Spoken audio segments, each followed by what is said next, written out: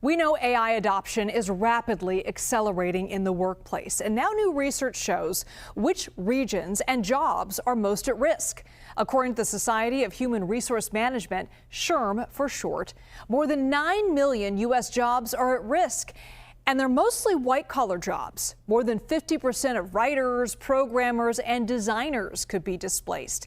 Cities with the high concentration of white-collar and tech jobs will face the brunt of the impact, including San Jose, Washington, D.C., and Durham.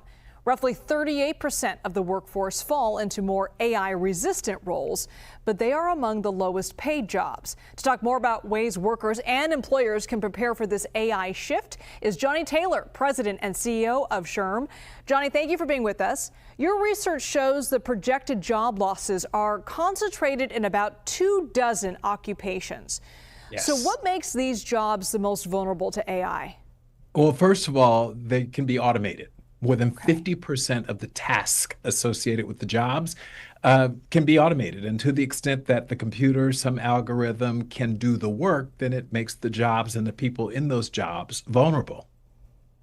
So research found the AI-resistant jobs tend to be some of the lowest paid. So what does this mean for the future of the U.S. workforce and salaries? Well, it's kind of scary, right? We're feeling the pressure. The reality is healthcare jobs, for example. Right now, healthcare jobs are at the same level as they were in 2022. Huge demand. But to your point, many of these jobs are CNA jobs. They're lower paid, human touch jobs. And that does pose a real concern for the U.S. economy, because at the end of the day, paying people or a lot of people less money will impact the community of the economy, because they'll have less money to spend as consumers. Sure. And what can workers and employers do to make this transition a little less painful? Is there anything we can do?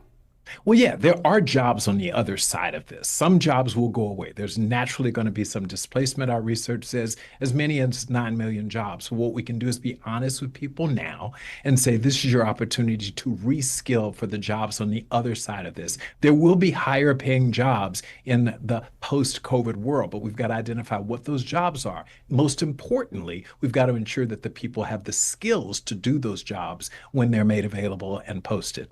We've been reporting about some gig workers who are actually getting paid to train AI to essentially do their jobs. And we're saying for all industries, including journalism, by the way. I'm curious, are we going to see more of that? Yes. You know, we all talk about AI right now, artificial intelligence. The holy grail of this is AGI. Artificial general intelligence, this notion that it can do most, if not all, of what human beings do as work today. So AI is only getting better and better every day. And so we as human beings have to try to figure out how to outpace it in terms of what we do really well, which is we innovate. We work in teams. We create new products. That's going to be what human beings are going to have to be able to focus on.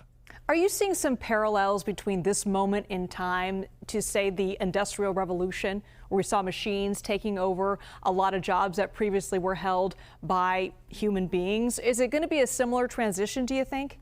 Similar, but it's going to move much more quickly. So to that point, one of my favorite movies, I don't know if I would describe it, but it was Hidden Figures. The idea that, you know, at that moment, if you remember in history, human beings were called computers. They literally were called computers, not machine computers or human computers, computers, because there weren't computers. And then all of a sudden, the mainframe computer came about, and the people who did that work, the women who literally put us on the moon, calculated how we arrived safely on the moon and left the moon, were now made basically without jobs. And so what they did was they retrained and reskilled themselves. That's the opportunity now. This is our Hidden Figures moment. We've seen this in history before. There are jobs on the other side of this, but what we've got to do is make sure that we have the skills, the commitment to be able to provide those jobs, to do those jobs in the future. And we all have to be open to evolving and learning new skills. I love that movie too. Lifelong learning. Yes, lifelong learning. It never stops.